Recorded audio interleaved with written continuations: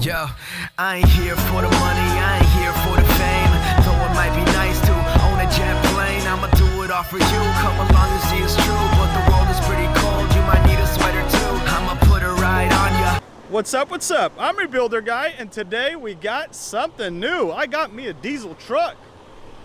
All right, let's look at this thing. It's completely disassembled in the front.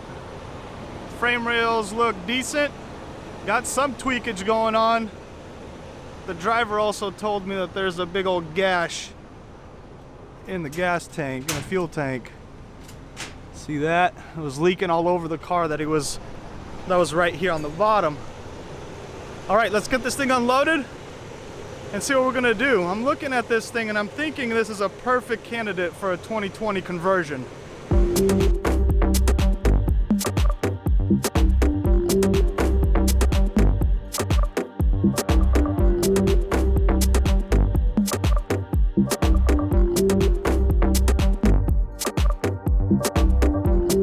Truck is down, driver is gone. So let's talk about this 2017 Dodge Ram 1500 Laramie edition. It's a 4x4 with the tow package. It's all chromed out. It's looking really good, except for this damage here. So we started looking at it a little bit in more detail, and we got some serious bendage going on in here. Everything was pushed to the left. I want to say about 2 to 3 inches. It's not terrible because the bend happened right here and didn't pop any of the welds, so that's a good sign. And it didn't go past this subframe here.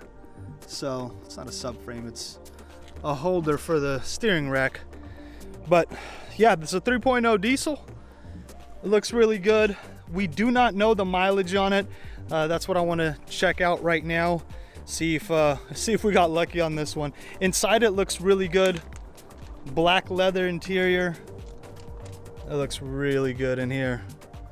You got heated and vented seats. Where are those switches? Right there. It looks really good. I'm thinking mileage sub 50,000 miles, sub, hopefully. Here in the back seat, it's all looking good as well. Got heated seats in the back. That's kind of cool. I also found some NFL draft shades. This truck came from Nashville, Tennessee. So yeah, I got some chrome rims. On the back here, we got a backup camera. And here, we got all the parts from when the insurance company tore everything apart to get an estimate. Hopefully we have a whole bunch of good parts in there. We're not gonna know until we start tearing this apart, which we're gonna do right now. Other than that, the truck looks really good. Right now, what I'm gonna try to do is get some power here and figure out how much miles this thing has. If it's below 50,000 miles, I'm gonna go ahead and do the 2020 conversion. If it's above, I don't know. I don't think it's gonna be worth it. With the added cost, I'm thinking two to 3 grand extra to get this converted over to the 2020 version. I don't know. Let me know down below what you think. I'm gonna go get the jumper box real quick and then check if we could get some power going to it. And we also found some wires that were loose that weren't connected. So we'll see. The insurance company sure did a number by pulling everything apart. There's also some connectors here that yeah, just chilling. All right, I'm gonna get that jump box and then see if we can get some mileage on this thing.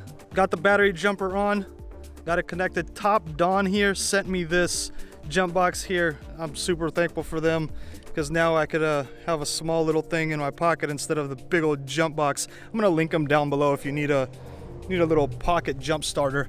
Super awesome, super easy to use. All right, let's get in here and see how much mileage on this thing, what's the mileage on it, and see if I should do a 2020 conversion on it. Oh, check it out, seats moving. Cool. So we got power. All right, let's do this. Okay, 59,478 miles. That's about 9,000 miles over what I wanted, but it's still a great truck. I mean, check this thing out. It's awesome. Ah, crap. I really want to do the conversion. Let me know down below. I don't know. Who knows? Maybe I might just do it. But yeah, this is the truck. Right now we're going to start pulling everything out of the trunk, see what kind of parts are savable and whatnot. And I'm just kind of digging around trying to figure out what we got here.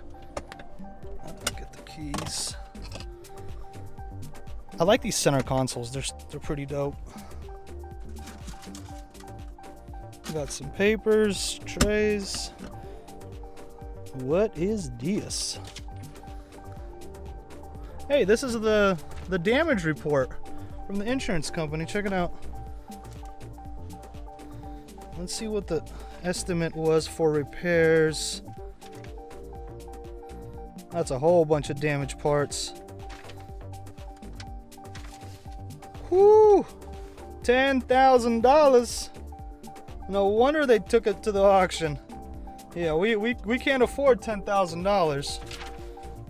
Okay, now there's a supplement report on top of the original. So I guess that's why they tore it apart and then looked at all the parts. Look at this. This is crazy. Subtotals 2,700 and then another 10,000. Golly. Either I'm reading this wrong or I'm gonna look at this later. I'm definitely gonna need some of those part numbers. That's cool. All right, let's start jumping in the back and seeing what we got that's savable in here. That hood most definitely isn't.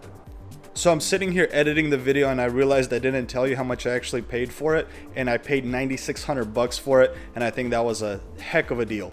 Right now they're going for $12,000, $13,000, $14,000, so I got lucky. I bought it sight unseen, didn't show the mileage, truck didn't start, so I think I got really lucky, got a really good deal on this one. If you want to see the Copart receipt, I'm gonna have it on my Instagram at RebuilderGuy.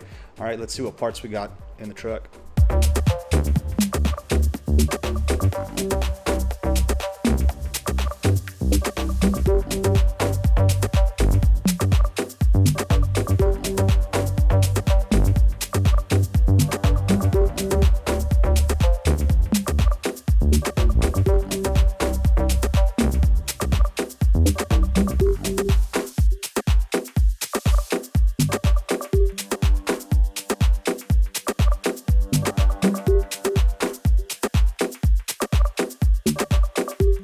Parts are out of the trunk. This chrome is blinding my eyes. Hey, is this? No. We got the cover here, but we were looking for the oil cap, can't seem to find it. And these are the chrome headlights, the factory ones. I really wanted to go with the 20 design. The front bumper is toast. They were telling me I should put this back on to pull the frame, but I don't know if that's going to be possible because I don't want to pull each frame rail at a time. You should usually want to pull them both. Both fenders are shot, hood is shot, AC condenser is bad as well, I guess. The radiator is good and bad at the same time. There's two mounting points that are damaged.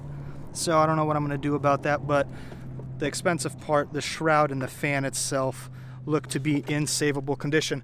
Okay, let's take this truck inside and see what we can tear apart from the front end, because I know we should take that radiator core support off and find another one. Actually, I want to replace this apron, the radiator core support, both aprons and radiator support, and then pull the frame to match up to the apron. That's kind of my game plan, how I want to attack this.